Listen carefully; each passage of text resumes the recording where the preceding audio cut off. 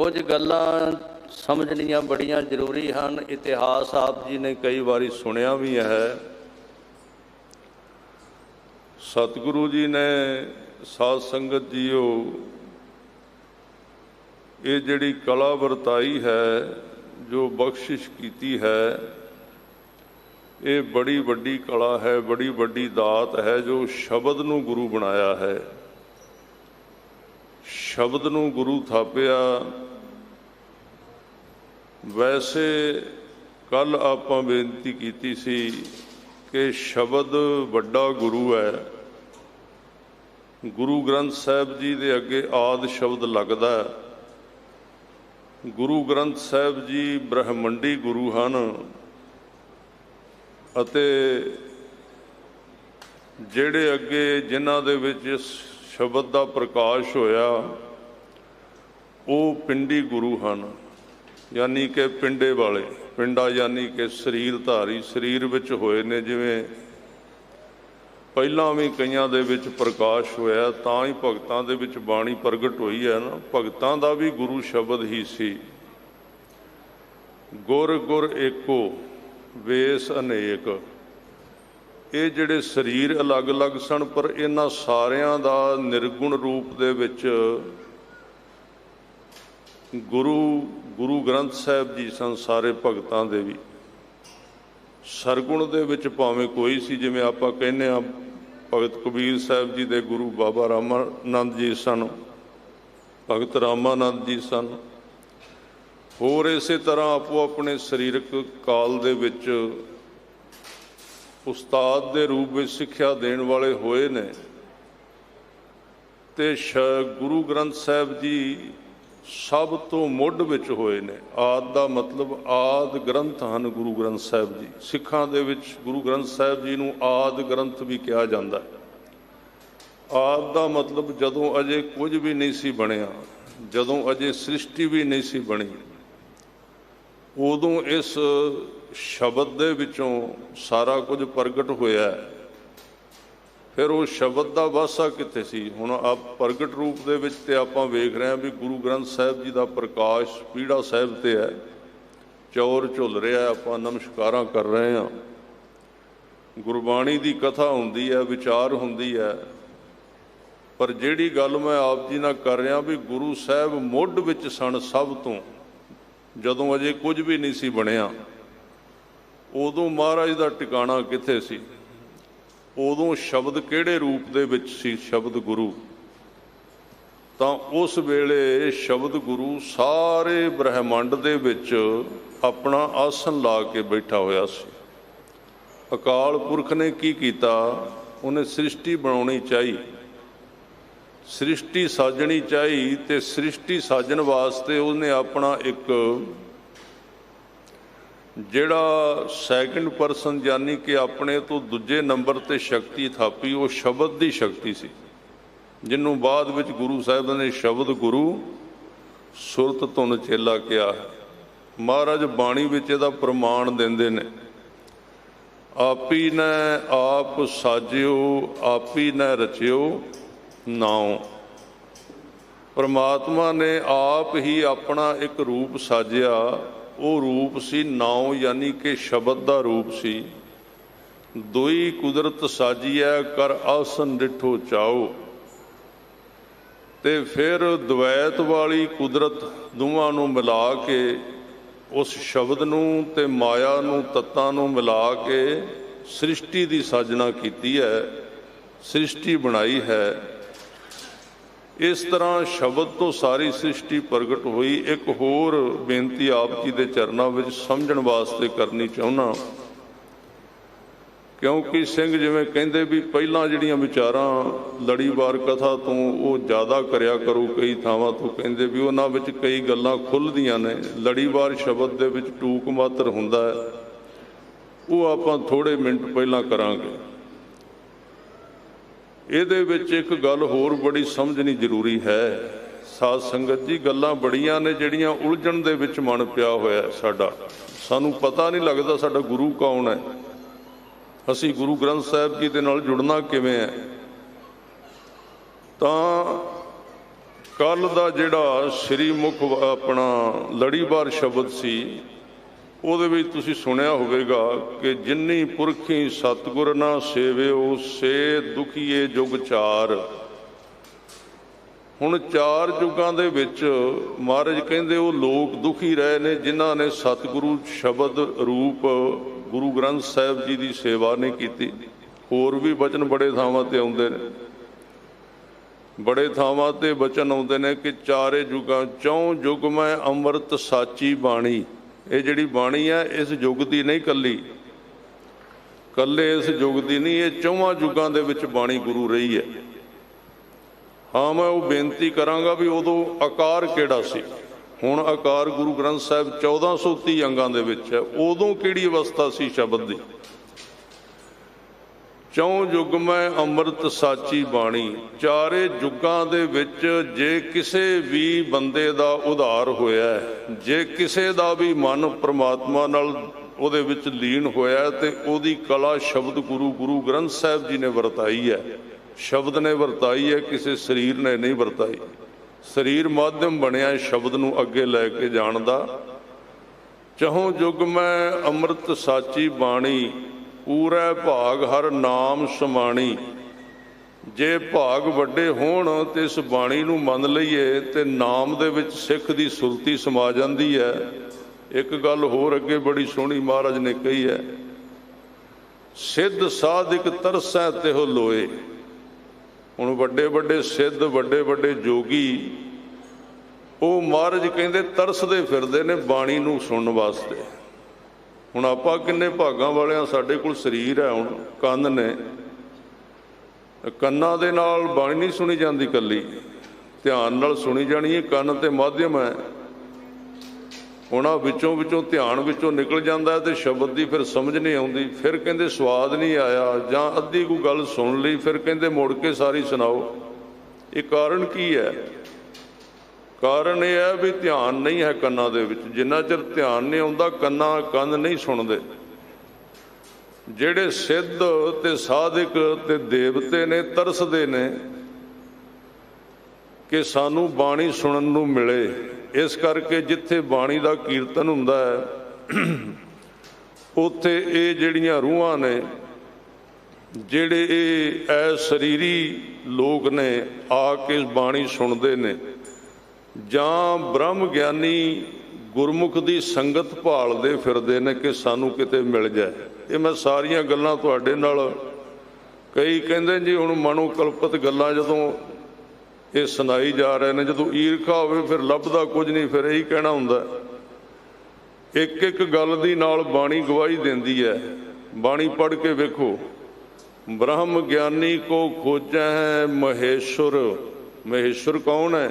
ਮਹੇਸ਼ ਹੈ ਸ਼ਿਵ ਜੀ, ਤੇ ਮਹੇਸ਼ਵਰ ਦਾ ਅਰਥ ਹੈ ਹੋਰ ਵੀ ਨਾਲ ਦੇ ਦੇਵਤੇ ਬ੍ਰਹਮ ਗਿਆਨੀ ਨੂੰ ਲੱਭਦੇ ਫਿਰਦੇ ਨੇ ਕਿ ਕਿਤੇ ਇਹਦੀ ਸੰਗਤ ਮਿਲ ਜਾਏ।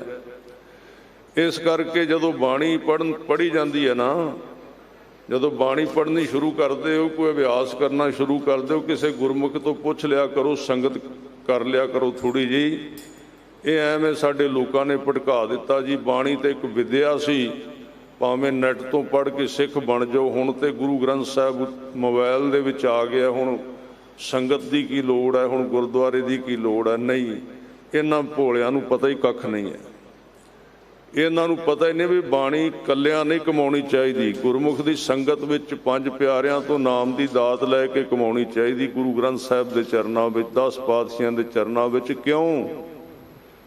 ਕਿਉਂਕਿ ਜਿੱਥੇ ਅਸੀਂ ਬਾਣੀ ਪੜ੍ਹਦੇ ਹਾਂ ਨਾ, ਉੱਥੇ ਆਲੇ ਦੁਆਲੇ ਜਿਹੜੀਆਂ ਤਰੰਗਾਂ ਨੇ ਉਹ ਠੰਡਕ ਪੈਦਾ ਕਰਦੀਆਂ ਨੇ। ਜਦੋਂ ਠੰਡਕ ਪੈਦਾ ਕਰਦੀਆਂ ਨੇ ਤੇ ਹੋ ਸਕਦਾ ਹੈ ਕੁਝ ਐਂਟੀ ਐਨਰਜੀਆਂ ਬ੍ਰਹਿਮੰਡ ਦੀਆਂ, ਜਿਹੜੀਆਂ ਵਿਰੋਧੀ ਸ਼ਕਤੀਆਂ ਹਨ ਨਾਮ ਦੇ, ਜਾਂ ਕਲਯੁਗ ਦੀਆਂ ਸ਼ਕਤੀਆਂ ਕਹਿ ਲੈ, ਭਟਕਦੀਆਂ ਹੋਈਆਂ ਸ਼ਕਤੀਆਂ, ਉਹ ਸੜਦੀਆਂ ਬਲਦੀਆਂ, ਉਹਨਾਂ ਨੂੰ ਇੱਥੇ ਛਾਂ ਲੱਭਦੀ ਜਿੱਥੇ ਬਾਣੀ ਦਾ ਪਾਠ ਹੁੰਦਾ ਹੈ। ਇਸ ਕਰਕੇ ਬਹੁਤੇ ਅਭਿਆਸੀਆਂ ਦੇ ਲੋਕਾਂ ਦੇ ਵਿੱਚ ਇਹ ਸਮੱਸਿਆ ਆਉਂਦੀ ਹੈ। ਉਹ ਕਹਿੰਦੇ ਪਾਠ ਕਰਨੇ ਆ ਤੇ ਕਈ ਵਾਰੀ ਹਾਲਾਤ ਹੋਰ ਤਰ੍ਹਾਂ ਦੀ ਬਣ ਜਾਂਦੀ ਹੈ, ਇੰਝ ਲੱਗਦਾ ਜਿਵੇਂ ਕੋਲ ਕੋਈ ਖੜਾ। ਹੁਣ ਇਹਦੇ ਵਿੱਚ ਡਰਨ ਵਾਲੀ ਗੱਲ ਨਹੀਂ ਹੈ ਤੇ ਨਾ ਹੀ ਕਲਪਨਾ ਕਰਨ ਦੀ ਗੱਲ ਹੈ। ਇਸ ਲਈ ਪੁਰਾਣੇ ਜਿਹੜੇ ਸਿੱਖ ਸਨ ਉਹ ਜਦੋਂ ਬਾਣੀ ਪੜ੍ਹਦੇ ਸੀ ਤੇ ਪਹਿਲਾਂ ਰੱਖਿਆ ਦੇ ਸ਼ਬਦ ਪੜ੍ਹਦੇ ਹੁੰਦੇ ਸੀ। ਪਹਿਲਾਂ ਬਾਣੀ ਤੋਂ ਰੱਖਿਆ ਦੇ ਸ਼ਬਦ ਤਾਤੀ ਵਾਉ ਨਾ ਲੱਗਈ ਪਾਰ ਬ੍ਰਹਮ ਸਰਣਾਈ ਚੋ ਗਿਰਦ ਹਮਾਰਾ ਰਾਮ ਕਰ ਦੁਖ ਲਗਾ ਨਾ ਭਾਈ, ਜਾਂ ਹੋਰ ਸ਼ਬਦ ਸਨ ਰੱਖਿਆ ਦੇ ਕਿਉਂ ਪੜ੍ਹੇ ਜਾਂਦੇ ਸਨ? ਕਿਉਂਕਿ ਉਹ ਸਿਕਿਉਰਿਟੀ ਦਿੰਦੇ ਸਨ ਸ਼ਬਦ ਜਿਹੜੇ ਨੇ, ਜੋ ਅਭਿਆਸ ਕਰਨਾ, ਜੋ ਸ਼ਬਦ ਦਾ ਅਭਿਆਸ ਕਰਨਾ। ਪਰ ਹੁਣ ਇਹ ਗੱਲ ਮੈਂ ਵੀ ਇੰਜ ਕਹਿ ਲਓ ਵੀ ਸਿਰ ਤਲੀ ਤੇ ਧਰ ਕੇ ਤੁਹਾਨੂੰ ਕਹਿ ਰਿਹਾ, ਇਸ ਗੱਲ ਨੂੰ ਵਹਿਮ ਕਹਿਣ ਵਾਲੇ ਬੜੇ ਸਾਡੇ ਵਿੱਚ ਜੰਮ ਪਏ ਨੇ ਤੇ ਸੰਗਤ ਭਟਕਦੀ ਫਿਰਦੀ ਹੈ। ਫਿਰ ਅਸੀਂ ਡੇਰਿਆਂ ਵਾਲਿਆਂ ਨੂੰ ਗਾਲਾਂ ਕੱਢਦੇ ਹਾਂ ਵੀ ਇਹ ਡੇਰਿਆਂ ਤੇ ਕਿਉਂ ਜਾ ਰਹੇ ਨੇ, ਇਹ ਕੰਨਾਂ ਵਿੱਚ ਮੰਤਰ ਕਿਉਂ ਲੈ ਰਹੇ ਨੇ, ਜਦੋਂ ਅਸੀਂ ਗੁਰੂ ਗ੍ਰੰਥ ਸਾਹਿਬ ਦਾ ਅਧਿਆਤਮ ਪੱਖ ਸੰਗਤ ਨਾਲ ਸਾਂਝਾ ਹੀ ਨਹੀਂ ਕਰਨਾ, ਜਦੋਂ ਅਸੀਂ ਸ਼ਬਦ ਸੁਰਤ ਦੀ ਗੱਲ ਹੀ ਸੰਗਤ ਨਾਲ ਸਾਂਝੀ ਨਹੀਂ ਕਰਨੀ, ਤੇ ਸੰਗਤ ਤਾਂ ਬਾਣੀ ਪੜ੍ਹਦੀ ਹੈ, ਸਿਮਰਨ ਕਰਦੀ, ਉਹਨਾਂ ਨੂੰ ਤੇ ਸੰਗਤ ਦੀ ਲੋੜ, ਉਹਨਾਂ ਦੇ ਸਵਾਲ ਗੱਲਬਾਤ ਕਰਨ ਦੀ ਲੋੜ ਹੁੰਦੀ ਹੈ, ਉਹ ਹੱਲ ਕਿੰਨੇ ਕਰਨੇ ਨੇ? ਅਸੀਂ ਅੱਗੋਂ ਖਾਣ ਨੂੰ ਪੈਂਦੇ ਹਾਂ ਵੀ ਜਿਵੇਂ ਕੋਈ ਸਕੂਲ ਹੁੰਦਾ ਹੈ ਵੀ ਘੰਟੀ ਵੱਜੀ ਤੇ ਆਓ ਤੇ ਜਾਓ। ਨਹੀਂ ਸਾਧ ਸੰਗਤ ਜੀ, ਸਿੱਖੀ ਇਹ ਹੈ ਨਹੀਂ ਸੀ, ਇਹ ਸਿੱਖੀ ਨੂੰ ਅਸੀਂ ਹੋਰ ਰੂਪ ਦੇ ਦਿੱਤਾ ਹੈ। ਸਿੱਖੀ ਇੱਕ ਆਪਸ ਵਿੱਚ ਸੰਵਾਦ ਸੀ, ਗੱਲਬਾਤ ਸੀ, ਤਾਂ ਵਿਕਾਸ ਹੁੰਦਾ। ਸੋ ਸਾਧ ਸੰਗਤ ਜੀ ਆਪਣੀ ਵਿਚਾਰ ਵਾਲੇ ਪਾਸੇ ਆਵਾਂ ਕਿ ਇਸ ਬਾਣੀ ਨੂੰ ਚਾਰੇ ਯੁੱਗ ਵਿੱਚ ਕਿਉਂ ਕਿਹਾ ਹੈ? ਪ੍ਰਕਾਸ਼ ਤੇ 1604 ਵਿੱਚ ਹੋਇਆ, ਤੇ ਜੇ ਈਸਾ ਮਸੀਹ ਤੋਂ ਸ਼ੁਰੂ ਕਰੀਏ ਤੇ 1604 ਸਾਲ ਹੋਏ ਇਸ ਯੁੱਗ ਦੇ ਵਿੱਚ, ਕਹਿ ਲਓ ਜੇ ਜ਼ਿਆਦਾ ਵੀ ਲਾ ਲਓ ਤੁਸੀਂ। ਮੇਰੇ ਕਹਿਣ ਤੋਂ ਭਾਵ ਇਹ 3 ਯੁੱਗ ਤਾਂ ਪਿੱਛੇ ਲੰਘ ਗਏ ਨਾ। ਗੁਰੂ ਗ੍ਰੰਥ ਸਾਹਿਬ ਸੱਚੇ ਪਾਤਸ਼ਾਹ ਜੀ ਆਪ ਜੀ ਕਹਿੰਦੇ ਹੋ ਵੀ 4 ਯੁੱਗ ਮੈਂ ਅੰਮ੍ਰਿਤ ਸਾਚੀ ਬਾਣੀ। ਉਦੋਂ ਫਿਰ ਗੁਰੂ ਗ੍ਰੰਥ ਸਾਹਿਬ ਦਾ ਤੇ ਪ੍ਰਕਾਸ਼ ਹੈ ਨਹੀਂ ਸੀ। ਤੁਸੀਂ ਕਹਿੰਦੇ ਉਦੋਂ ਵੀ ਬਾਣੀ ਹੀ ਤਾਰਦੀ ਸੀ। ਹਾਂ, ਬਾਣੀ ਤਾਰਦੀ ਸੀ। ਹੁਣ ਮੈਂ ਆਪ ਜੀ ਨੂੰ ਇੱਕ ਡੂੰਘੀ ਜੀ ਗੱਲ ਕਹਿਣ ਲੱਗਾ, ਧਿਆਨ ਦਿਓਗੇ ਤੇ ਸਮਝ ਵਿੱਚ ਆਏਗਾ। ਵੈਸੇ ਗੱਲਾਂ ਕਥਾ ਵਿੱਚ ਰੋਜ਼ ਹੋਣ ਤੇ ਸੰਗਤ ਆਪੇ ਪਕੜ ਕਰਨ ਲੱਗ ਜਾਂਦੀ ਹੈ, ਪਰ ਅਸੀਂ ਆਪਣਾ ਘੱਟਾ ਮਿੱਟੀ ਉਡਾ ਕੇ ਪਾਸੇ ਹੁੰਦੇ ਹਾਂ।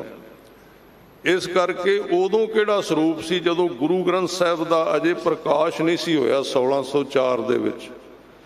ਉਦੋਂ ਗੁਰੂ ਗ੍ਰੰਥ ਸਾਹਿਬ ਜੀ ਸੱਚੇ ਪਾਤਸ਼ਾਹ ਜੀ ਨਿਰਾਕਾਰ ਰੂਪ ਦੇ ਵਿੱਚ ਸਾਰੇ ਬ੍ਰਹਿਮੰਡ ਵਿੱਚ ਸ਼ਬਦ ਦੀ ਸ਼ਕਤੀ ਦੇ ਰੂਪ ਦੇ ਵਿੱਚ ਸਨ। ਸਾਰੇ ਥਾਵਾਂ ਤੇ ਮੌਜੂਦ ਸਨ। ਸਭ ਥਾਵਾਂ ਤੇ ਗੁਪਤ ਰੂਪ ਜਲ ਥਲ ਮਈਲ ਗੁਪਤੋ ਵਰਤੈ ਗੁਰ ਸ਼ਬਦੀ ਦੇਖ ਨਿਹਾਰੀ ਜੀਓ। ਸਾਰੇ ਥਾਵਾਂ ਤੇ ਗੁਰੂ ਗ੍ਰੰਥ ਸਾਹਿਬ ਜੀ ਮੌਜੂਦ ਸਨ, ਪਰ ਪ੍ਰਗਟ ਨਹੀਂ ਸਨ ਹੋਏ, ਗੁਪਤ ਹੋਏ। ਗੁਪਤ ਸਨ ਗੁਰੂ ਗ੍ਰੰਥ ਸਾਹਿਬ, ਪ੍ਰਗਟ ਨਹੀਂ ਸਨ ਹੋਏ। ਤੇ ਜਿਨ੍ਹਾਂ ਨੂੰ ਕਿਰਪਾ ਵੀ ਹੋਈ ਉਹ ਗੁਰੂ ਗ੍ਰੰਥ ਸਾਹਿਬ ਨੂੰ ਉਦੋਂ ਪ੍ਰਗਟ ਨਹੀਂ ਕਰ ਸਕੇ। ਹੋਰ ਤਵੱਜੋ ਦੇਣਾ, ਬਾਣੀ ਨੂੰ ਉਹ ਪ੍ਰਗਟ ਉਦੋਂ ਨਹੀਂ ਕਰ ਸਕੇ ਕਿਉਂਕਿ ਬਾਣੀ ਨੂੰ ਪ੍ਰਗਟ ਨਾ ਅਵਤਾਰ ਕਰ ਸਕਦੇ ਸਨ, ਨਾ ਦੇਵਤੇ ਕਰ ਸਕਦੇ ਸਨ, ਨਾ ਕੋਈ ਹੋਰ ਕਰ ਸਕਦਾ ਸੀ। ਬਾਣੀ ਨੂੰ ਪ੍ਰਗਟ ਸਿਰਫ ਪਰਮੇਸ਼ਰ ਆਪ ਕਰ ਸਕਦਾ ਸੀ, ਕਿਉਂਕਿ ਪਰਮੇਸ਼ਰ ਬਾਣੀ ਸਰੂਪ ਹੈ। ਹੋਰ ਕਿਸੇ ਤੋਂ ਪ੍ਰਗਟ ਨਹੀਂ ਸੀ ਹੋਣੀ। ਹੋਰ ਕਿਸੇ ਤੋਂ ਪੜ੍ਹ ਕੇ ਸਟੇਟਮੈਂਟ ਨਹੀਂ ਸੀ ਦਿੱਤੀ ਜਾਣੀ ਕਿ ਉਹ ਜਿਹੜਾ ਗੁਪਤ ਸ਼ਬਦ ਹੈ ਉਹ ਕੀ ਹੈ। ਇੱਕ ਉਦਾਹਰਨ ਮੈਂ ਤੁਹਾਨੂੰ ਭਾਈ ਗੁਰਦਾਸ ਜੀ ਦੀਆਂ ਵਾਰਾਂ ਵਿੱਚੋਂ ਦੇ ਦਿੰਦਾ, ਹੋਰ ਗੱਲ ਸਪਸ਼ਟ ਹੋ ਜਾਏਗੀ। ਭਾਈ ਗੁਰਦਾਸ ਜੀ ਦੀਆਂ ਵਾਰਾਂ ਪੜ੍ਹਨੀਆਂ ਜਾ ਕੇ। ਕਲਯੁਗ ਬਾਬੇ ਤਾਰਿਆ, ਬਾਬਾ ਜੀ ਨੇ, ਗੁਰੂ ਨਾਨਕ ਸਾਹਿਬ ਜੀ ਨੇ ਕਲਯੁਗ ਨੂੰ ਤਾਰਿਆ। ਕਿਵੇਂ ਤਾਰਿਆ? ਕਲਯੁਗ ਬਾਬੇ ਤਾਰਿਆ, ਸਤਨਾਮ ਪੜ੍ਹ ਮੰਤਰ ਸੁਣਾਇਆ। ਸਤਨਾਮ, ਸਤ ਮੈਨੇ ਜੋ ਸਦਾ ਹੈ, ਜੋ ਪਹਿਲਾਂ ਵੀ ਨਾਮ ਸਰੂਪ ਸ਼ਬਦ ਸਰੂਪ ਗੁਰੂ ਸਾਹਿਬ ਦਾ, ਗੁਰੂ ਗ੍ਰੰਥ ਸਾਹਿਬ ਜੀ ਦਾ ਗੁਪਤ ਸੀ ਸਾਰੇ ਬ੍ਰਹਿਮੰਡ ਦੇ ਵਿੱਚ, ਉਹ ਆਪ ਪਰਮੇਸ਼ਰ ਨੇ ਸਰੀਰ ਧਾਰ ਕੇ ਗੁਰੂ ਨਾਨਕ ਸਾਹਿਬ ਦੇ ਰੂਪ ਦੇ ਵਿੱਚ ਆਪ ਨਾਰਾਇਣ ਕਲਾ ਧਾਰ ਜਗ ਮੈਂ ਪਰਵਰਿਓ ਨਿਰੰਕਾਰ ਆਕਾਰ। ਹੁਣ ਇਹ 2 ਸ਼ਬਦ ਨੇ, ਧਿਆਨ ਦੇਣਾ ਥੋੜਾ ਜਿਹਾ। ਗੁਰੂ ਸਾਹਿਬ ਨੇ ਇੱਕ ਐਸੇ ਗੁਰੂ ਨਾਲ ਸਾਨੂੰ ਜੋੜ ਦਿੱਤਾ ਜੋ ਨਿਰੰਕਾਰ ਵੀ ਹੈ ਤੇ ਆਕਾਰ ਵੀ ਹੈ। ਗੁਰੂ ਗ੍ਰੰਥ ਸਾਹਿਬ ਜੀ ਨੂੰ ਮੱਥਾ ਟੇਕਿਆ ਨਾ, गुरु ग्रंथ साहिब जी का आकार भी है।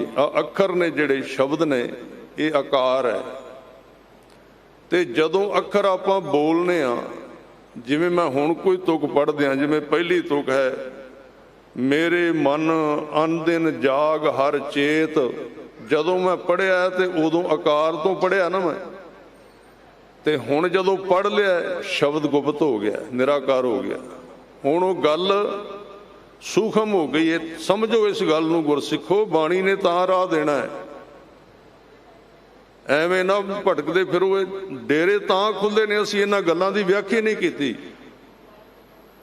डेरे साडी नलायकी दी उपज ने, ना कि किसी होर गल दी। हुण भावें कहे जी फलाना जी आ जी उन्हां ने पखंडी है, ठग है। वो ठग पैदा क्यों होए? साडे पल्ले कख नहीं सी तां ठग पैदा होए ने। गुरु तेग बहादुर साहब है सन असलीयत दे विच 22 मंजियां वाले भजे ना चुक के सराणे अपने। साडे तो क्यों नहीं भजदे? साडे तो क्यों नहीं जाते? साडे कोल असलीयत नहीं रही। असीं तिन्नां गुणां विच गुरु ग्रंथ साहिब की व्याख्या कर रहे हैं। बस संसार दीयां गल्लां, नूहां धीआं दीयां गल्लां होर इधरों उधरों इकट्ठा करके धूड़ तप्पा उड़ा के ते पासे होए। नहीं साध संगत जी, गुरु किरपा करे आपां वो गल करिए जिहड़ी गुरु ग्रंथ साहिब दे विच है। निरंकार आकार जोत जग मंडल करियो। इस मंडल विच, इस धरती दे उत्ते जोत प्रगट कर दी गुरु नानक साहब ने। कलयुग बाबे तारिया, सतनाम पढ़ मंत्र सुनाया। हुण इहदे तो पहला कुछ उस मंत्र नूं, उस सच्चे नाम नूं कोई प्रगट नहीं सी कर सकिया। उस सूखम नाम नूं किसे विच प्रगट करन दी शक्ति ही नहीं सी गुरु साहब तो बिना। गुरु साहब ने प्रगट किया उस नाम नूं। ते फिर गुरु साहब ने साडे वास्ते जे सीधा कह देंदे भी वाहिगुरु, तां फिर गल पूरी नहीं सी खुलनी। जां सीधा कह देंदे एक ओंकार, वो फिर एक ओंकार की व्याख्या इन्नी लम्मी की, सरल करके सौखी करके कि वो 1430 अंगां तक चली गई। क्यों? साडे भले वास्ते भी इन्हां नूं समझ आ जाए। एक मैं होर बेनती करा, जदों पहली बारी शब्द प्रगट होया गुरु नानक साहब जी की रसना तो, गुरु नानक साहब जी की सारी बाणी जिहड़ी है वो बड़ी कह लो भी यतन करके समझ विच आउंदी है। तुसीं जिहड़े बाणी पढ़दे हो तुसीं वेख लेना ध्यान दे नाल। गुरु नानक साहब जी की बाणी सीधा अजे डायरैक्ट परमात्मा उत्थों बोलिया प्रगट होया, वो इन्नी जल्दी समझ विच नहीं आउंदे शब्द गुरु नानक देव जी। बड़े विषय ने, ठीक है असीं कथा कर दिंदे हां, टीकिਆਂ विचों पढ़ के सुना दिंदे हां, पर ਉਹਦੇ तत्त नहीं सानूं लभदे। फिर गुरु अंगद देव जी के टाइम बाणी थोड़ी जी होर सरल हो गई। गुरु हौली हौली साडे तक आ रहा है। गुरु ने पहले जामे तो लैके 10वें जामे तक ते गुरु ग्रंथ साहब तक साडे नाल आके एकमिक होना है, साडे तक आना है, क्योंकि असी उत्थे नहीं जा सकते जिथे परमात्मा है। गुरु का मतलब ये है, असी परमात्मा तक नहीं जा सकते। इस करके परमात्मा ने 10 शरीर धार के एक एक कदम थले नूं आउणा शुरू किया। गुरु अंगद देव जी थोड़े जिहे होर थले उतर गए, भाषा थोड़ी जी होर सरल है। आ गुरु अमरदास जी की बाणी है थोड़ी जी होर सरल हो गई, होर नेड़े आ गए साडे। मैं ये नहीं कह रहा भी इन्हां बाणियां दे विच कोई फर्क है। गल मैं एक थां ते सुनाई सी कि समझी ना, वो बाद विच बहस करन वास्ते आ गए। कहंदे तुसीं बाणी नूं कहंदे हो भी गुरु नानक देव जी की बाणी होर है ते नौवें पातशाह दी होर है। वो मैं कहा भाई सुन ते लिया करो, वो कन्ना तो कम लिया करो, कोई सोचिया करो, पुछ सकते हो, कोई हर्ज नहीं। पर मैं पूरा घंटा ये उत्ते जोर लाया भी समझ आ जाए। बाणी इको ही है, गुरु नानक साहब जी उच्चारण करते हैं या 10वें पातशाह उच्चारण करते हैं या भगत उच्चारण करते हैं। बाणी वखरी नहीं, पर उन्होंने जदों ट्रांसलेट करना है उहदे शब्द जिहड़े ने सरल ते कठिन हो सकते। जदों तीजे पातशाह की आई बाणी होर सरल हो गई, चौथे पातशाह की आई होर सरल हो गई, तो पंजवें पातशाह की बाणी महाराज ने वेख्या भी आने वाले समय दे विच लोकां दे दिमाग शरीर इन्ने तगड़े नहीं होने। महाराज ने बिल्कुल ही सरल बाणी उच्चारण की। जिवें गुरु नानक देव जी कहते ना धुर की बाणी आई, ਗੁਰੂ ਨਾਨਕ ਦੇਵ ਜੀ ਕਹਿੰਦੇ ਜੈਸੀ ਮੈਂ ਆਵੈ ਖਸਮ ਕੀ ਬਾਣੀ, ਤਾਂ ਮਹਾਰਾਜ ਉਹਨੂੰ ਸੁਖਮਣੀ ਸਾਹਿਬ ਦੇ ਵਿੱਚ ਸਰਲ ਕਰਦੇ ਗਏ, ਸਰਲ ਕਰਦੇ ਗਏ, ਸੌਖਾ ਕਰਦੇ ਗਏ। ਤੇ ਨੌਵੇਂ ਪਾਤਸ਼ਾਹ ਦੀ ਬਾਣੀ ਬਿਲਕੁਲ ਹੀ ਸਰਲ ਹੈ, ਬਿਲਕੁਲ ਹੀ ਸਿੱਧੀ ਹੈ। 59 ਸ਼ਬਦ ਤੁਸੀਂ ਆਪਾਂ ਪਿੱਛੇ ਮਹਾਰਾਜ ਨੇ ਕਿਰਪਾ ਕੀਤੀ ਸੀ, ਕਥਾ ਵੀ ਹੋਈ ਸੀ ਇੱਥੇ ਸ਼ਬਦਾਂ ਦੀ। ਕਿਉਂ? ਗੁਰੂ ਸਾਡੇ ਨੇੜੇ ਆ ਰਿਹਾ ਹੈ ਤੇ ਗੁਰੂ ਐਡਾ ਦਿਆਲੂ ਏ, ਨੇੜੇ ਆਉਂਦਾ ਆਉਂਦਾ ਇੰਨਾ ਨੇੜੇ ਆ ਗਿਆ ਕਿ ਜਦੋਂ 10ਵਾਂ ਜਾਮਾ ਧਾਰਿਆ ਉਦੋਂ ਬਾਣੀ ਦਾ ਅੰਮ੍ਰਿਤ ਬਣਾ ਕੇ ਸਾਨੂੰ ਪਿਆ ਕੇ ਤੇ ਸਾਡੇ ਅੱਗੇ ਗੋਡੇ ਮੂੰਹ ਦੇ ਮਾਰ ਕੇ ਹੱਥ ਜੋੜ ਕੇ ਖਲੋ ਗਿਆ, ਕਹਿੰਦੇ ਅੰਮ੍ਰਿਤ ਮੈਨੂੰ ਵੀ ਦੇ ਦਿਓ। ਗੁਰੂ ਕਿੱਡਾ ਦਿਆਲੂ ਹੈ। ਕਿੱਥੋਂ ਸ਼ੁਰੂ ਹੋਇਆ? ਉੱਤੋਂ ਆ ਕੇ ਥੱਲੇ ਸਾਡੇ ਬਰਾਬਰ ਆ ਕੇ, ਬਰਾਬਰ ਵੀ ਨਹੀਂ। ਇਸ ਲਈ ਭਾਈ ਗੁਰਦਾਸ ਜੀ ਦੂਜੇ ਕਹਿੰਦੇ ਨੇ, ਵਾਹੋ ਵਾਹੋ ਗੋਬਿੰਦ ਸਿੰਘ ਆਪੇ ਗੁਰ ਚੇਲਾ। ਚੇਲੇ ਤੱਕ ਚਲਾ ਗਿਆ ਗੁਰੂ ਜਿਹੜਾ। ਕਿਉਂ? ਚੇਲਿਆਂ ਨੂੰ ਸਿਖਾਉਣਾ ਸੀ ਇੱਦਾਂ ਜੀਵੀਦਾ ਹੈ, ਇੱਦਾਂ ਰਹੀਦਾ ਹੈ।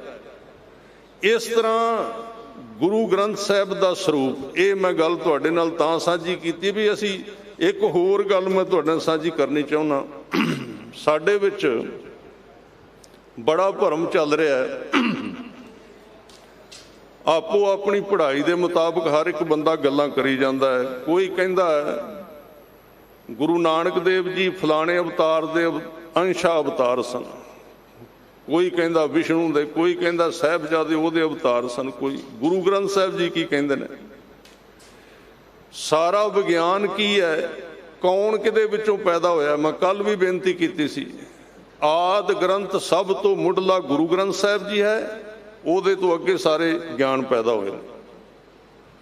ਨਾਮ ਕੇ ਧਾਰੇ ਸਗਲੇ ਜੰਤ, ਨਾਮ ਕੇ ਧਾਰੇ ਖੰਡ ਬ੍ਰਹਿਮੰਡ, ਹਰ ਸਿਮਰਨ ਕਰ ਭਗਤ ਪ੍ਰਗਟਾਏ, ਹਰ ਸਿਮਰਨ ਲੱਗ ਵੇਦ ਉਪਾਏ। ਹੁਣ ਵੇਦ ਉਸ ਸ਼ਬਦ ਵਿੱਚੋਂ ਪੈਦਾ ਹੋਏ ਨੇ। ਤਾਂ ਜਦੋਂ ਇੱਕ ਗੱਲ ਜ਼ਰੂਰ ਸਾਂਝੀ ਕਰਨੀ ਚਾਹੁੰਦਾ, ਹੁਣ ਕੋਈ ਅਸੀਂ ਕਿਸੇ ਦਾ ਵਿਰੋਧ ਨਹੀਂ ਕਰਦੇ ਵੀ ਕ੍ਰਿਸ਼ਨ ਜੀ ਦਾ ਜਾਂ ਰਾਮਚੰਦਰ ਜੀ ਦਾ ਜਾਂ ਜਿਹੜੇ ਅਵਤਾਰ ਹੋਏ ਨੇ ਉਹ ਆਪਣੇ, ਉਹਨਾਂ ਨੂੰ ਮੁਬਾਰਕ ਨੇ, ਸਤਿਕਾਰ ਕਰੋ, ਠੀਕ ਹੈ। ਪਰ ਇਹ ਉਦੋਂ ਬੜੀ ਗੱਲ ਸ਼ਰਮ ਦੀ ਤੇ ਹੱਦ ਵਾਲੀ ਹੋ ਜਾਂਦੀ ਜਦੋਂ ਆ ਗਿਆ ਕੰਮ ਪ੍ਰਗਟ ਹੋਣ ਲੱਗ ਗਿਆ ਵੀ ਕ੍ਰਿਸ਼ਨਾ ਤੇਰੀ ਬਾਂਸਰੀ ਉੱਤੇ ਕੌਣ ਕੌਣ ਨਹੀਂ ਨੱਚਦਾ। ਹੋ ਗਈ ਨਾ ਗੱਲ ਸ਼ੁਰੂ। ਇਹ ਕਿਉਂ ਹੋਈ ਹੈ? ਪਤਾ ਉਹਨਾਂ ਨੂੰ ਵੀ ਕੋਈ ਨਹੀਂ ਹੈ। ਉਹ ਕਹਿੰਦੇ ਕ੍ਰਿਸ਼ਨ ਦਾ ਸ਼ਬਦ ਦੇ ਵਿੱਚ ਗੁਰੂ ਗ੍ਰੰਥ ਸਾਹਿਬ ਜੀ ਦੇ ਵੀ ਕ੍ਰਿਸ਼ਨ ਜੀ ਦਾ ਸ਼ਬਦ ਆਉਂਦਾ ਵੀ ਉਹ ਮਤਲਬ ਧੰਨ ਧੰਨ ਕ੍ਰਿਸ਼ਨ ਓਡਾ ਕਾਮਲੀ। ਤਾਂ ਇਹਦੇ ਕਹਿੰਦੇ ਕਥਾ ਸੁਣੋ, ਇਹ ਗੱਲ, ਇਹ ਸ਼ਬਦ ਤੁਸੀਂ ਸਪਸ਼ਟ ਕਰਨਾ ਹੈ। ਤੇ ਬਾਬਾ ਗੁਰਬਚਨ ਸਿੰਘ ਜੀ ਭਿੰਡਰਾਂ ਵਾਲੇ ਮਹਾਂਪੁਰਸ਼ਾਂ ਦਾ, ਉਹਨਾਂ ਦੀ ਕਥਾ ਆਈ ਹੈ ਹੁਣ ਆਡੀਓ ਦੇ ਵਿੱਚ, ਉਹ ਸੁਣੋ। ਉਹ ਇਸ ਸ਼ਬਦ ਦੇ 3 ਵਾਰੀ ਅਰਥ ਕਰਦੇ ਨੇ। ਪਹਿਲਾਂ ਕਹਿੰਦੇ ਇੱਕ ਕ੍ਰਿਸ਼ਨ ਦਾ ਭਗਤ ਜਾ ਰਿਹਾ ਸੀ ਦਵਾਰਕਾ ਤੇ ਉਹਨੇ ਭਗਤ ਜੀ ਨੂੰ ਕਿਹਾ, ਨਾਮਦੇਵ ਜੀ ਨੂੰ, ਤੁਸੀਂ ਕਿਉਂ ਨਹੀਂ ਜਾਂਦੇ, ਚੱਲੋ। ਚੁੱਪ ਕਰ ਰਹੇ। ਕਹਿੰਦੇ ਤੁਸੀਂ ਕਿਉਂ ਨਹੀਂ ਜਾਂਦੇ? ਕਹਿੰਦੇ ਜਾਨਾ ਮੈਨੂੰ ਕ੍ਰਿਸ਼ਨ ਮਿਲਿਆ, ਮੈਂ ਕ੍ਰਿਸ਼ਨ ਦੀ ਮਾਤਾ, ਧੰਨ ਧੰਨ ਸੋ ਮਾਤਾ ਦੇਵਕੀ, ਸਾਰੀਆਂ ਗੱਲਾਂ ਵਰਤੀਆਂ। ਉਹਨੇ ਕਿਹਾ ਤੁਸੀਂ ਤੇ ਕਦੀ ਗਏ ਸੁਣੇ ਨਹੀਂ, ਕਿਤੇ ਜਾਂਦੇ ਹੀ ਨਹੀਂ। ਕਹਿੰਦੇ ਮੈਂ ਉਸ ਕ੍ਰਿਸ਼ਨ ਕੋਲ ਨਹੀਂ ਜਾਂਦਾ ਜਿਹੜਾ ਦਵਾਰਕਾ ਵਿੱਚ ਰਹਿੰਦਾ। ਮੇਰੀ ਦਵਾਰਕਾ ਸਾਰਾ ਬ੍ਰਹਮੰਡ ਹੈ, ਮੇਰਾ ਕ੍ਰਿਸ਼ਨ ਇੱਥੇ ਸਾਰੇ ਥਾਵਾਂ ਤੇ ਸਮਾਇਆ ਹੋਇਆ ਹੈ। ਉਸ ਕ੍ਰਿਸ਼ਨ ਦੀ ਗੱਲ ਹੈ। ਕ੍ਰਿਸ਼ਨਾ ਤੇ ਜਾਨੋ ਹਰ ਹਰ ਨਾ ਚੰਤੀ ਨਾਚਨਾ, ਸ਼ਬਦ ਪੜੋ ਭਗਤ ਜੀ ਦਾ, ਤੂੰ ਕੁੰਦਰੇ ਮੈਂ ਜੀ ਨਾਮਾ। ਉਹਨਾਂ ਨੇ ਰੂਪਕ ਦਿੱਤੇ ਨੇ, ਰੂਪਕ ਦੇ ਕੇ ਸਮਝਾਇਆ ਕਿ ਸਾਡਾ ਕ੍ਰਿਸ਼ਨ ਕੌਣ ਹੈ, ਸਾਡਾ ਰਾਮ ਕੌਣ ਹੈ, ਸਪਸ਼ਟ ਕਰਨਾ ਜ਼ਰੂਰੀ ਹੋ ਗਿਆ ਹੁਣ ਇਸ ਟਾਈਮ ਦੇ ਉੱਤੇ। ਇੱਕ ਰਾਮਚੰਦਰ ਅਵਤਾਰ ਨੇ, ਜਿਹੜਾ ਤੁਸੀਂ ਹੁਣੇ ਸ਼ਬਦ ਸੁਣ ਰਹੇ ਸੀ ਰਾਗੀ ਸਿੰਘਾਂ ਤੋਂ, ਰਾਮ ਰਾਮ ਬੋਲ ਬੋਲ ਖੋਜ ਤੇ ਵਡਭਾਗੀ। ਇਹ ਰਾਮ ਰਾਮਚੰਦਰ ਜੀ ਵਾਸਤੇ ਨਹੀਂ ਵਰਤਿਆ ਗਿਆ, ਇਹ ਰਾਮ ਰਮੇ ਹੋਏ ਵਾਹਿਗੁਰੂ ਨਿਰੰਕਾਰ ਵਾਸਤੇ ਵਰਤਿਆ ਗਿਆ ਹੈ। ਪਰ ਹੁਣ ਅਸੀਂ ਕੀ ਕਰੀਏ? ਨਾ ਪੜ੍ਹਨਾ ਨਾ ਪੜ੍ਹਾਉਣਾ, ਆਪਣਾ ਕੰਮ ਕਰ ਕਰਾ ਕੇ ਤੇ ਆਪਣਾ ਨੈਟ ਚਲਾਉਣਾ। ਕੋਈ ਟਾਈਮ ਤੇ ਕੱਢਣਾ ਨਹੀਂ ਹੈ ਵੀ ਕਿਸੇ ਕੋਲ ਬਹਿ ਕੇ ਆਪਾਂ ਪੁੱਛ ਹੀ ਲਈਏ ਵੀ। ਤੇ ਨਾ ਸਾਡੇ ਅਸੀਂ ਇਹਦਾ ਯਤਨ ਕਰਨੇ। ਇਹਨਾਂ ਚੀਜ਼ਾਂ ਉੱਤੇ ਬਕਾਇਦਾ ਸੈਮੀਨਾਰ ਹੋਣੇ ਚਾਹੀਦੇ ਨੇ ਜਿਹੜੇ ਗੁਰੂ ਗ੍ਰੰਥ ਸਾਹਿਬ ਦੇ ਵਿਸ਼ੇ ਉਲਝੇ ਹੋਏ ਨੇ, ਇਹਨੂੰ ਖੋਲ੍ਹਦੇ ਨਹੀਂ ਅਸੀਂ। ਤਾਂ ਹੋਰ ਥੋੜ੍ਹੇ ਜਿਹੇ ਮਿੰਟ ਆਪ ਜੀ ਦੇ ਲਵਾਂਗਾ ਇਕਾਗਰਤਾ ਵਾਲੇ, ਜਿਹਦੇ ਵਿੱਚ ਮਹਾਰਾਜ ਕਹਿੰਦੇ ਵੀ ਸਭ ਤੋਂ ਪਹਿਲਾਂ ਆਦਿ ਪੁਰਖ ਪਰਮਾਤਮਾ ਸ਼ਬਦ ਰੂਪ ਵਿੱਚ ਪ੍ਰਗਟ ਹੋਇਆ। ਆਦਿ ਪੁਰਖ ਸਤ ਸਾਚ ਸ਼੍ਰੀ ਨਿਵਾਸ, ਆਦਿ ਪੁਰਖ ਸਦਾ ਤੁਹੀਂ, ਵਾਹਿਗੁਰੂ ਵਾਹਿਗੁਰੂ ਵਾਹਿਗੁਰੂ ਵਾਹਿ ਜੀਓ। ਹੁਣ ਇੱਥੇ ਆਦਿ ਪੁਰਖ ਸ਼ਬਦ ਨੂੰ ਕਿਹਾ ਹੈ, ਉਹਦਾ ਵਾਸਾ ਕਿੱਥੇ ਸੀ ਮੈਂ ਦੱਸ ਚੁੱਕਾ ਪਹਿਲਾਂ, ਸਾਰੇ ਬ੍ਰਹਿਮੰਡ ਵਿੱਚ। ਉਦੋਂ ਆਕਾਰ ਨਹੀਂ ਸੀ, ਉਦੋਂ ਨਿਰਾਕਾਰ ਸੀ। ਨਿਰੰਕਾਰ ਦੇ ਅਰਥ ਕੋਈ ਨਿਰੰਕਾਰ ਨਾਮ ਨਹੀਂ ਹੈ, ਨਿਰੰਕਾਰ ਦੇ ਅਰਥ ਨੇ ਜਿਹਦਾ ਆਕਾਰ ਨਿਰਾਕਾਰ ਹੈ। ਆਕਾਰ ਹੈ, ਇਹ ਧਿਆਨ ਰੱਖਣਾ, ਇਹ ਨਹੀਂ ਵੀ ਉਹਦੀ ਹੋਂਦ ਨਹੀਂ ਹੈ, ਉਹਦਾ ਆਕਾਰ ਨਿਰਾਕਾਰ ਹੈ। ਤਾਂ ਉਹ ਸਤ ਸਾਚ ਸ੍ਰੀ ਨਿਵਾਸ, ਸਤ ਰੂਪ ਜਿਹੜਾ ਪਰਮੇਸ਼ਰ ਸੀ, ਜਿਹਦਾ ਨਿਵਾਸ ਮਾਇਆ ਦੇ ਵਿੱਚ ਤੇ ਜਿਹਦੇ ਵਿੱਚ ਮਾਇਆ ਦਾ ਨਿਵਾਸ ਹੈ, ਦੋਵੇਂ ਮਿਕਸ ਕੀਤੇ ਹੋਏ ਨੇ ਸੰਸਾਰ ਦੇ ਵਿੱਚ। ਸ੍ਰੀ ਦਾ ਮਤਲਬ ਮਾਇਆ, ਨਿਵਾਸ ਮੈਨੇ ਰਹਿੰਦਾ ਹੈ। ਆਦਿ ਪੁਰਖ, ਉਹ ਆਦਿ ਪੁਰਖ ਪਹਿਲਾਂ ਪਰਮੇਸ਼ਰ ਨੇ ਪੈਦਾ ਕੀਤਾ। ਮੈਂ 5 ਮਿੰਟਾਂ ਵਿੱਚ ਸਾਰੀ ਸਟੇਟਮੈਂਟ ਤੁਹਾਡੇ ਸਾਹਮਣੇ ਰੱਖ ਦੇਣੀ ਹੈ ਵੀ ਇਹ ਕਹਾਣੀ ਕੀ ਹੈ ਅਵਤਾਰਾਂ ਦੀ ਤੇ ਗੁਰੂਆਂ ਦੀ। ਸਭ ਤੋਂ ਪਹਿਲਾਂ ਪਰਮਾਤਮਾ ਨੇ ਆਦਿ ਪੁਰਖ ਨੂੰ ਪੈਦਾ ਕੀਤਾ, ਸ਼ਬਦ ਨੂੰ ਪੈਦਾ ਕੀਤਾ। ਉਹ ਸ਼ਬਦ ਸਰਬ ਸ਼ਕਤੀਮਾਨ ਸੀ, ਸਾਰੀਆਂ ਸ਼ਕਤੀਆਂ ਦਾ ਮਾਲਕ ਸੀ, ਤੇ ਉਹਦੇ ਵਿੱਚ ਪਰਮੇਸ਼ਰ ਦੀਆਂ ਸਾਰੀਆਂ ਸ਼ਕਤੀਆਂ ਸਨ, ਅਕਾਲ ਪੁਰਖ ਦੀਆਂ। ਉਹਨੇ ਫਿਰ ਸਾਧ ਸੰਗਤ ਜੀ 3 ਦੇਵਤੇ ਤੇ ਹੋਰ ਦੇਵਤੇ ਅੱਗੇ ਬਣਾਏ, 3 ਸ਼ਕਤੀਆਂ ਬਣਾਈਆਂ ਤੇ ਮਾਇਆ ਪੈਦਾ ਕੀਤੀ। ਤੇ ਮਾਇਆ ਤੇ ਸ਼ਬਦ ਦੇ ਸੰਜੋਗ ਤੋਂ, ਮਾਇਆ ਤੇ ਸ਼ਬਦ ਦੇ ਸੰਜੋਗ ਤੋਂ ਫਿਰ 4 ਖਾਣੀਆਂ ਬਣੀਆਂ ਤੇ ਅਵਤਾਰ ਬਣੇ, ਸਾਰੇ ਜਿੰਨੇ ਅਵਤਾਰ ਨੇ ਉਸ ਸ਼ਬਦ ਤੋਂ ਹੀ ਅਵਤਾਰ ਬਣੇ ਨੇ। ਜਿੰਨੇ ਦੇਵਤੇ ਨੇ ਉਸ ਆਦਿ ਪੁਰਖ ਤੋਂ ਬਣੇ ਨੇ। ਉਹ ਭੇਜਦਾ ਰਿਹਾ ਸਤਜੁਗ ਤੈ ਮਾਣਿਓ ਛਲਿਓ ਬਲ ਬਾਵਨ ਭਾਇਓ। ਸਤਜੁਗ ਦੇ ਵਿੱਚ 52 ਅਵਤਾਰ ਵੀ ਉਸ ਆਦਿ ਪੁਰਖ ਨੇ ਆਪਣੀ ਸ਼ਕਤੀ ਭੇਜੀ ਹੈ, ਉਸ ਆਦਿ ਪੁਰਖ ਨੇ। ਉਹਨੂੰ ਕੋਈ ਦੇਵਤਾ ਨਹੀਂ ਅਸੀਂ ਕਹਿ ਸਕਦੇ, ਉਹ ਆਦਿ ਪੁਰਖ ਹੈ। ਸਤ ਸਾਚ ਸ੍ਰੀ ਨਿਵਾਸ ਆਦਿ ਪੁਰਖ ਸਦਾ ਤੁਹੀਂ, ਵਾਹਿਗੁਰੂ ਵਾਹਿਗੁਰੂ ਵਾਹਿਗੁਰੂ ਵਾਹਿ ਜੀਓ। ਉਸ ਆਦਿ ਪੁਰਖ ਨੇ ਸਭ ਤੋਂ ਸਤਜੁਗ ਤੈ ਮਾਣਿਓ ਛਲਿਓ ਬਲ ਬਾਵਨ ਭਾਇਓ। ਲੰਬੀ ਕਥਾ ਹੈ। ਉਹ ਰਾਜੇ ਨੂੰ ਛਲ ਲਿਆ ਸੀ 52 ਰੂਪ ਹੋ ਕੇ।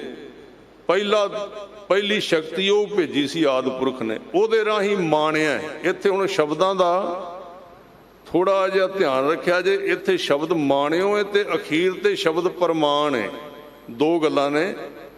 ਇਹ ਸਾਰਾ ਸ਼ਬਦ ਜਿਹੜਾ ਨਾ, ਕਈਆਂ ਨੇ ਤਾਂ ਹੀ ਕਿਹਾ ਸੀ ਭੱਟਾਂ ਦੇ ਸਵਈਏ ਜਿਹੜੇ ਨੇ ਗੁਰਮਤ ਨਾਲ ਨਹੀਂ ਮਿਲਦੇ, ਅੱਜ ਵੀ ਹਨ ਵਿੱਚ, ਕਹਿੰਦੇ ਸਮਝ ਨਹੀਂ ਆਉਂਦੀ, ਇਹ ਤੇ ਅਵਤਾਰਾਂ ਦੀਆਂ ਗੱਲਾਂ ਕਰੀ ਜਾਂਦੇ ਭੱਟ ਜਿਹੜੇ ਨੇ। ਨਹੀਂ, ਇਹਨਾਂ ਨੇ ਭੱਟਾਂ ਨੂੰ ਸਮਝੀ ਨਹੀਂ ਹੈ। ਭੱਟ ਉਹ ਸ਼ਕਤੀ ਨੇ ਜਿਨ੍ਹਾਂ ਨੇ ਭਾਰਤ ਦੇ ਵੱਖ-ਵੱਖ ਦੇ ਲੋਕਾਂ ਦੇ ਨਸਲਾਂ ਦੇ ਲੋਕਾਂ ਨੂੰ ਗੁਰੂ ਗ੍ਰੰਥ ਸਾਹਿਬ ਜੀ ਦੀ ਭਾਸ਼ਾ ਦੇ ਵਿੱਚ ਸੱਚ ਦਾ ਗਿਆਨ ਦਿੱਤਾ ਵੀ ਇਸ ਤਰ੍ਹਾਂ ਤੁਸੀਂ ਜੁੜਨਾ ਗੁਰੂ ਗ੍ਰੰਥ ਸਾਹਿਬ ਦੇ ਨਾਲ। ਸਤਜੁਗ ਤੈ ਮਾਣਿਓ ਛਲਿਓ ਬਲ ਬਾਵਨ ਭਾਇਓ, ਤ੍ਰੇਤੈ ਤਾਣਿਓ ਰਾਮ ਰਘੁਵੰਸ਼ ਕਹਾਇਓ। ਤ੍ਰੇਤੇ ਵਿੱਚ ਤੂੰ ਵਰਤਿਆ, ਰਾਮ ਨੂੰ ਭੇਜਿਆ, ਰਾਮਚੰਦਰ ਜੀ ਨੂੰ।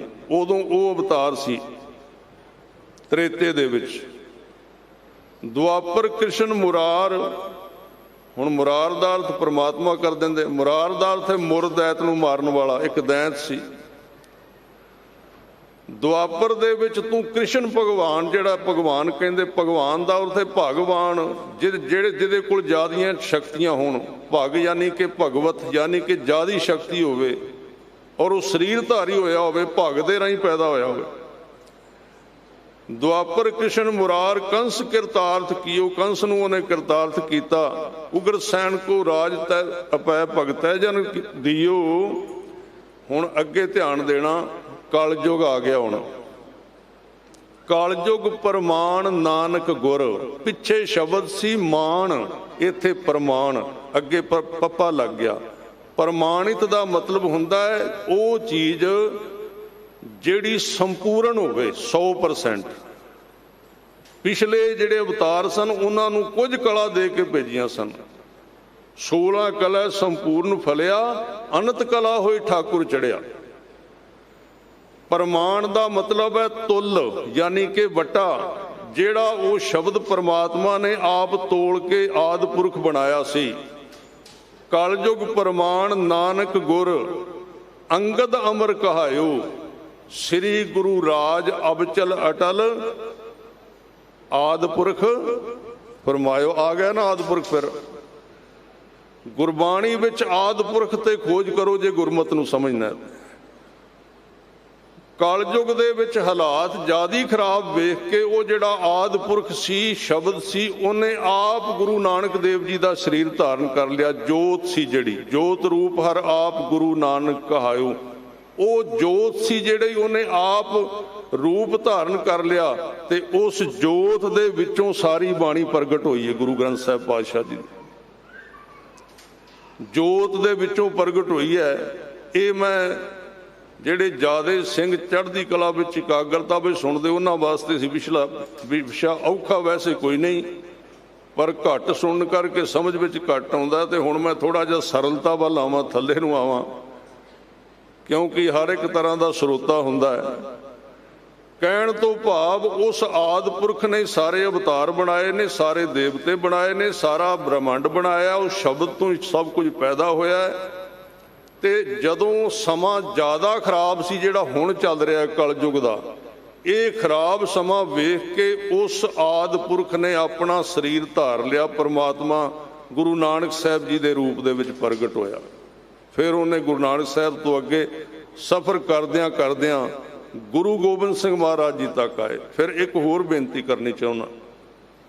ਗੁਰੂ ਨਾਨਕ ਦੇਵ ਜੀ ਨੇ ਵੇਖਿਆ ਵੀ ਇਹ ਜਿਹੜਾ ਆਦਿ ਪੁਰਖ ਹੈ ਨਾ, ਜੋ ਸ਼ਬਦ ਹੈ, ਇਹਦੀ ਗੁਰਤਾ ਅੱਗੇ ਲੰਮੀ ਨਹੀਂ ਚੱਲਣੀ, ਕਿਉਂਕਿ ਸਰੀਰ ਇੰਨੇ ਲੱਭਣੇ ਨਹੀਂ ਕਿ ਅੱਗੇ ਸ਼ਬਦ ਟਿਕ ਸਕੇ ਹੋਰ ਸਰੀਰਾਂ ਦੇ ਵਿੱਚ।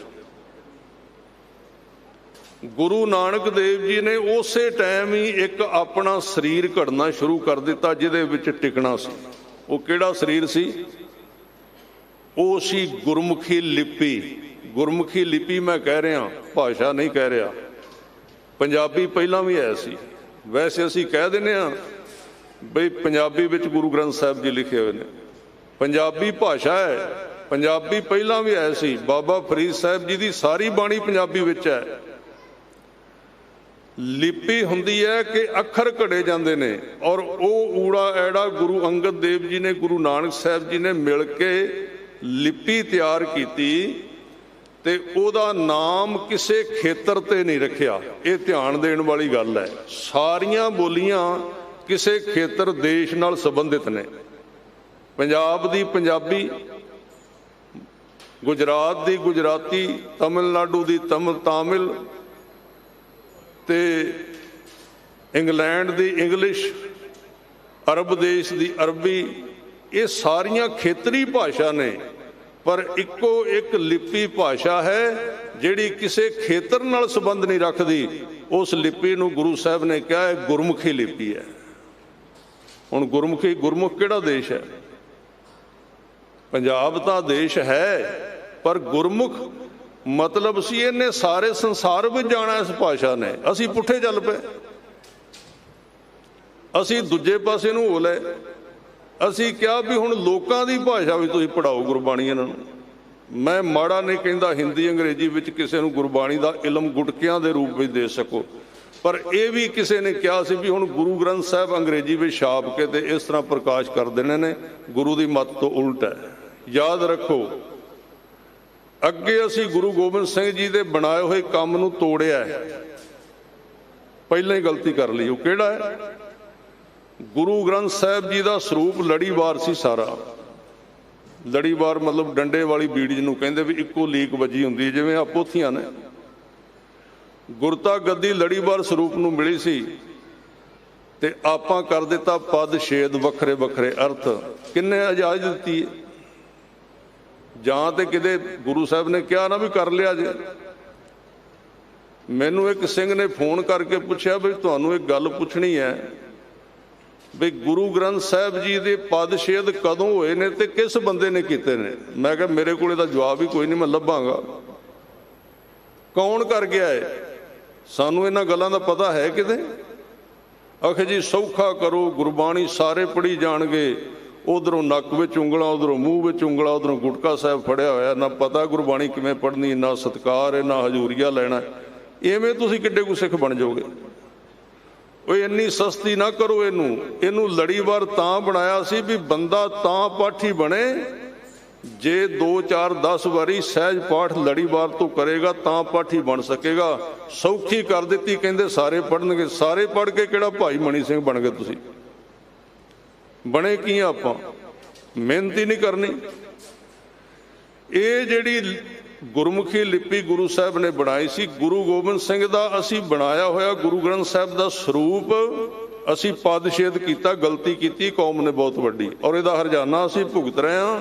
ਮਹਾਰਾਜ ਨੇ ਕਿਹਾ ਤੁਸੀਂ ਮੇਰੇ ਬਣਾਏ ਅੱਖਰ ਦੇ ਨਾਲ ਅੱਖਰ ਨਹੀਂ ਰਹਿਣ ਦਿੱਤੇ, ਤੇ ਹੁਣ ਤੁਰੇ ਫਿਰੋ, ਮੈਂ ਬੰਦੇ ਨਾਲ ਬੰਦਾ ਨਹੀਂ ਰਹਿਣ ਦੇਣਾ। ਕੱਲੇ ਕੱਲੇ ਹੋਏ ਫਿਰਦੇ ਨੇ ਸਾਰੇ, ਕੌਮ ਖਿਲਰੀ ਫਿਰਦੀ ਹੈ ਸਾਰੀ। ਅਜੇ ਵੀ ਸਮਝ ਜਾਈਏ, ਲੜੀਵਾਰ ਸਰੂਪ ਲੈ ਕੇ ਆਈਏ। ਮਹਾਰਾਜ ਦੇ ਜਿਹੜੇ ਪ੍ਰਕਾਸ਼ ਹੋ ਰਹੇ ਨੇ ਬਹੁਤ ਸਾਰੇ ਥਾਵਾਂ ਤੇ ਨਾਲੇ ਜਿੰਨੇ ਪੜ੍ਹਨਾ ਕੋਈ ਮਿਹਨਤ ਕਰੇਗਾ ਤੇ ਪੜ੍ਹੇਗਾ।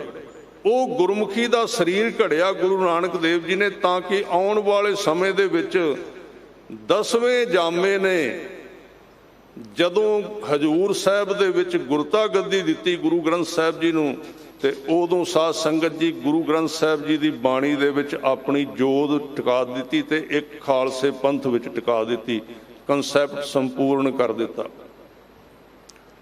ਸੋ ਇਹ ਬਾਣੀ ਦਾ ਜਿਹੜਾ ਪੱਖ ਸੀ ਮੈਂ ਤੁਹਾਡੇ ਨਾਲ ਸਾਂਝਾ ਕੀਤਾ, ਔਰ ਮੈਨੂੰ ਘੜੀ ਵੀ ਜਿਹੜੀ ਦਿਸ ਰਹੀ ਹੈ, ਟਾਈਮ ਵੀ ਦਿਸ ਰਿਹਾ ਤੇ ਸ਼ਬਦ ਵੀ ਦਿਸ ਰਿਹਾ ਜਿਹਦੇ ਅਰਥ ਕਰਨੇ ਨੇ।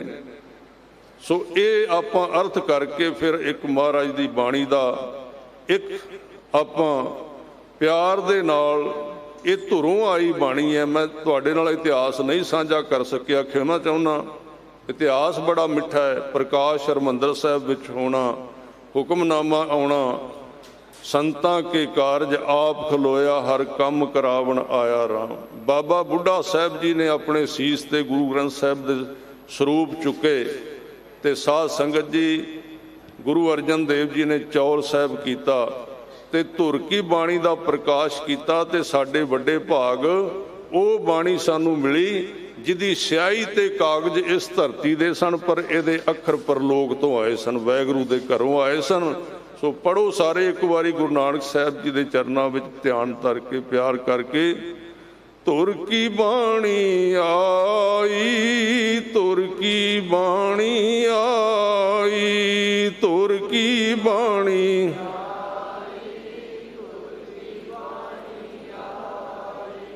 ਧੁਰ ਕੀ ਬਾਣੀ ਆਈ, ਧੁਰ ਕੀ ਬਾਣੀ ਆਈ, ਧੁਰ ਕੀ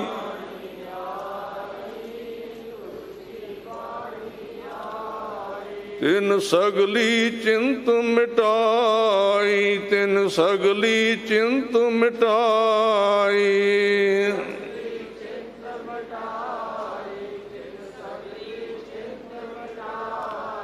ਤਿਨ ਸਗਲੀ ਚਿੰਤ ਮਿਟਾਈ, ਤਿਨ ਸਗਲੀ ਚਿੰਤ ਮਿਟਾਈ, ਤਿਨ ਸਗਲੀ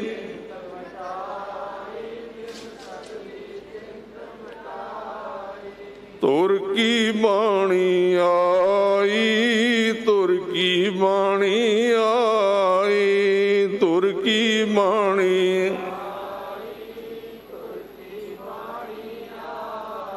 ਸ੍ਰੀ ਰਾਗ ਮਹੱਲਾ ਤੀਜਾ। ਗੁਰੂ ਅਮਰਦਾਸ ਜੀ ਦਾ ਸ਼ਬਦ ਹੈ। ਮਹਾਰਾਜ ਕਹਿੰਦੇ ਹਨ, ਕਿਸ ਹੋਂ ਸੇਵੀ ਕਿਆ ਜਪ ਕਰੀ, ਸਤਿਗੁਰ ਪੁੱਛੋ ਜਾਏ। ਮੈਂ ਸੇਵਾ ਕਿਹੜੀ ਕਰਾਂ ਤੇ ਜਾਪ ਕਿਹੜਾ ਕਰਾਂ? ਇਹ ਬੜਾ ਵੱਡਾ ਸਵਾਲ ਹੈ ਸਾਡਾ ਸਾਰਿਆਂ ਦਾ, ਵੀ ਕੀ ਜਪੀਏ। ਕਈ ਕਹਿੰਦੇ ਕੋਈ ਸ਼ਬਦ ਹੀ ਦੱਸ ਦਿਓ ਵੀ ਥੋੜ੍ਹੇ ਜਿਹੇ ਦਿਨਾਂ ਵਿੱਚ ਬ੍ਰਹਮ ਗਿਆਨੀ ਬਣ ਜਾਈਏ। ਮਹਾਰਾਜ ਨੂੰ ਪੁੱਛ ਲਓ। ਮਹਾਰਾਜ ਕਹਿੰਦੇ ਜਾਪ ਕਿਹੜਾ ਕਰੀਏ ਤੇ ਸੇਵਾ ਕਿਹੜੀ ਕਰੀਏ? ਆਪਣੇ ਸਤਿਗੁਰੂ ਜੀ ਨੂੰ ਜਾ ਕੇ ਪੁੱਛੀਏ, ਫਿਰ ਆਪੇ ਹੀ ਜਵਾਬ ਦਿੰਦੇ ਨੇ ਅੱਗੇ, ਕਿਉਂਕਿ ਆਪ ਸਤਿਗੁਰੂ ਨੇ। ਕਿਹੜਾ ਜਾਪ ਕਰੀਏ? ਹਾਂ, ਜਾਪ ਕਰਨਾ ਜ਼ਰੂਰੀ, ਕਿਉਂਕਿ ਬਾਣੀ ਕਹਿੰਦੀ ਜਾਪ ਕਰੋ। पर जाप करना एक अंग हिस्सा है नाम का। बाकी हिस्सा किहड़ा होगे दस रहे ने, सतगुर का भाना मन लई विचों आप गवाए। यही जप करो गुरसिखो, यही सेवा करो। जो कुछ तुहानू दसां पातशाहियां ने कहा उस गल नू मन लवो, ਉਹਦੇ ਵਿੱਚ अपना आप गवा दिओ, हौमै गवा दिओ अपनी। पुछना नहीं क्यों करना है। हुण मरीज पुछदा थोड़ी है भी आ जिहड़े टीका मैनू लाया डॉक्टर साहब दसो पहला बनिया काहदा है। ਉਹ ਕਹਿੰਦਾ मेरी जान बचा ਪਹਿਲਾਂ ਮੈਨੂੰ मेरा बुखार लै जाए। तो जे वो कहन लग पे काहदा बनिया की बनिया, हुण बड़े पढ़े लिखे जे आ गए। मैं ये नहीं कहता पढ़ो ना, अखे जी वो गल नहीं हुण चलनी जिहदा पता ना लगे। पहला पता होना चाहिए तां मन्नांगे गुरु ग्रंथ साहिब नूं। वो भोले किधर तुर पे हो। मेरा वैद गुरु गोबिंदा हर हर नाम औखद मुख देवै काटे जम की फंदा। वैद है ना गुरु, क्यों क्या वैद? वैद का मतलब है वैद कोल जिहड़े नुस्खे हुंदे ने, जिहड़ी दवाई हुंदी है मरीज नूं उहदा पता नहीं हुंदा कदी बनी है, बस उन्हें खानी हुंदी है। वो गुरु के सिखा तू सिर्फ गुरु की कई गल करनी है, वो बारे ना सोचा करे क्यों है तो किवें करनी है जां क्यों करनी चाहिए, इहदा फायदा की है ते दा की है। जिवें आपां सोचदे फिरने की फायदा है, पुठे पासे तुर पे नहीं, कोई हील हुज्जत नहीं। तां ही तो उत्थे ही खड़े आ, कां बन गए। सतगुर का भाना मन ले विचों आप गवाए, एहा सेवा चाकरी नाम वसै मन आए। जदों इस तरह गुरु के हुक्म में तुरांगे तो नाम नाल जपांगे भी ना, फिर नाम अंदर वसेगा, नहीं तो नाम नहीं वसेगा। मर्जियां अपनियां करनियां, जपना नाम है, नहीं वसेगा अंदर। आएगा चला जाएगा, आएगा चला जाएगा। नामै ही ते सुख पाइयै सच्चा शब्द सुहाए। ये नाम जदों अंदर वसदा है उदों सुख की प्राप्ति हुंदी है। ते सच्चे शब्द के प्रकाश दे नाल गुरसिख दा जीवन रोशन हो जाता, प्रकाशित हो जाता है। मेरे मन मेरे अन दिन जाग हर चेत। हे मेरे मन दिन रात जाग, अवेयरनेस, होश दे विच रहो। की होश दे विच रहिए? बस ये होश रख भी ये सोच इत्थे तेरा की है ते की नहीं, ये होश रख। जिन्नू तू अपना समझिया वो तेरा नहीं, ये तेरी नींद है। जिदन तेनू पता लग गया नाम ही तेरा है ते बाकी कुछ भी तेरा नहीं, उदन तेनू जाग आ जाएगी। वो किवें महाराज कहंदे, अपनी खेती रख लै पूंज पड़ेगी खेत। कहंदे अपनी खेती बचा लै। पूंज मतलब चिट्टे रंग दी, यानी कि वाल फिर चिट्टे हो जाने ने, बुढ़ेपा आ जाना है। बुढ़ेपे रूपी कुंज जिहड़ी वो पूंज पवेगी। रहा विश्राम दे के कहंदे, मन कीआं इच्छा पूरियां शब्द रहा भरपूर। जदों अंदर नाम वस जाता है, मन दियां सारियां इच्छावां पूरियां हो जांदियां ते शब्द जिहड़े शब्द दे विच गुण भरपूर होया परमेश्वर प्रगट हो जाता है। भै पाए भगत करहै दिन राती, हर जीव वेखै सदा हदूर। भै विच भावना विच गुरु के सिख भगती करते ने दिन रात, ते वैगुरू नूं सदा हजूरी विच वहिंदे हन। सच्चा शब्द सदा मन राता, भ्रम गया शरीरों दूर। वो सच्चे शब्द दे विच मन रंगिया जाता है ते शरीर तो भरम अज्ञान दूर हो जाता है। निर्मल साहिब पाया साचा गुणी गहीर। मैल रहत साहिब वैगुरू की प्राप्ति हुई, जिहड़ा गुणा का गंभीर खजाना है। जो जागे से उभरे सुते गए मुहाए। जिन्होंने ज्ञान रूपी जाग आई है वो उभर गए ने संसार के डर तो, ते जिहड़े सुते हुए ने अज्ञान विच वो लुटे गए। ਸੱਚਾ ਸ਼ਬਦ ਨਾ ਪਛਾਣਿਓ ਸੁਪਨਾ ਗਿਆ ਵਿਹਾਏ। ਸੱਚਾ ਨਾਮ ਪਛਾਣਿਆ ਨਹੀਂ, ਇਹ ਸੁਪਨੇ ਵਾਂਗੂ ਜ਼ਿੰਦਗੀ ਗੁਜ਼ਰ ਗਈ। ਸੁੰਝੇ ਘਰ ਕਾ ਪਾਹੁਣਾ ਜਿਉਂ ਆਇਆ ਤਿਉਂ ਜਾਏ। ਇਹ ਸੁੰਝੇ ਘਰ ਦੇ ਪ੍ਰਾਹੁਣੇ ਵਾਂਗੂ ਜਿਵੇਂ ਆਇਆ ਸੀ ਖਾਲੀ ਹੱਥੀ ਤੁਰ ਜਾਂਦਾ, ਨਾਮ ਦੀ ਦਾਤ ਨਹੀਂ ਇਕੱਠੀ ਕਰਦਾ। ਮਨ ਮੁਖ ਜਨਮ ਬਿਰਥਾ ਗਿਆ ਕਿਆ ਮੂੰਹ ਦੇ ਸੀ ਜਾਏ। ਮਨਮੁਖ ਦਾ ਜਨਮ ਵਿਅਰਥ ਚਲਾ ਗਿਆ, ਅੱਗੇ ਜਾ ਕੇ ਕੀ ਮੂੰਹ ਦੇਵੇਗਾ। ਸਭ ਕਿਛ ਆਪੇ ਆਪ ਹੈ ਹਉ ਮੈਂ ਵਿੱਚ ਕਹਿਣ ਨਾ ਜਾਏ। ਅਸਲ ਵਿੱਚ ਪਰਮਾਤਮਾ ਆਪ ਹੀ ਸਾਰਿਆਂ ਵਿੱਚ ਵਰਤ ਰਿਹਾ ਹੈ, ਪਰ ਸਾਡੀ ਹਉਮੈ ਕਰਕੇ ਸਾਨੂੰ ਲੱਗਦਾ ਵੀ ਅਸੀਂ ਕੁਝ ਕਰ ਰਹੇ ਹਾਂ। ਵਰਤ ਉਹ ਆਪ ਹੀ ਰਿਹਾ ਹੈ।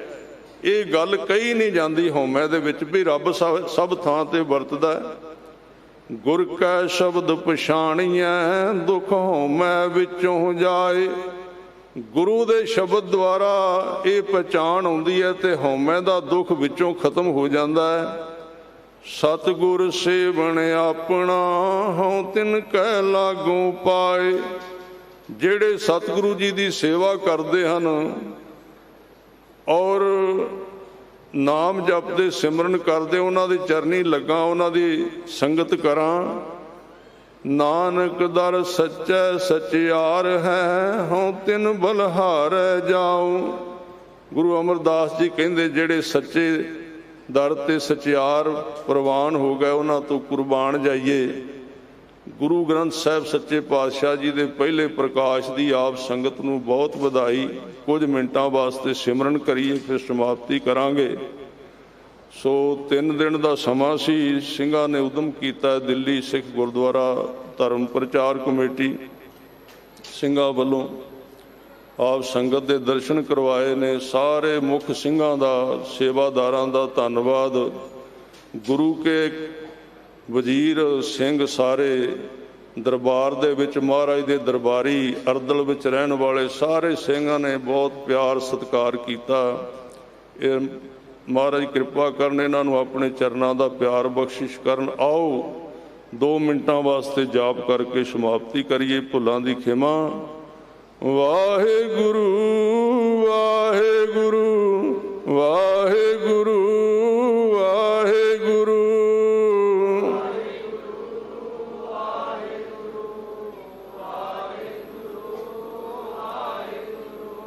ਵਾਹਿਗੁਰੂ ਵਾਹਿਗੁਰੂ ਵਾਹਿਗੁਰੂ ਵਾਹਿਗੁਰੂ।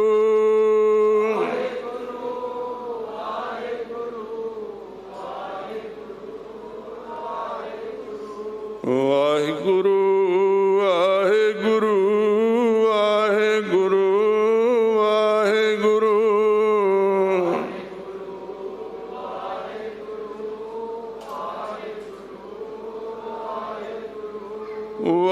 ਵਾਹਿਗੁਰੂ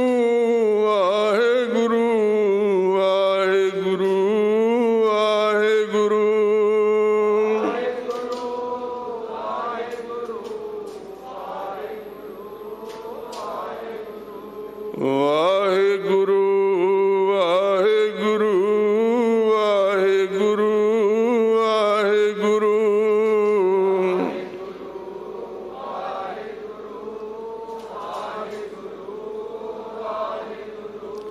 ਵਾਹਿਗੁਰੂ ਵਾਹਿਗੁਰੂ ਵਾਹਿਗੁਰੂ ਵਾਹਿਗੁਰੂ।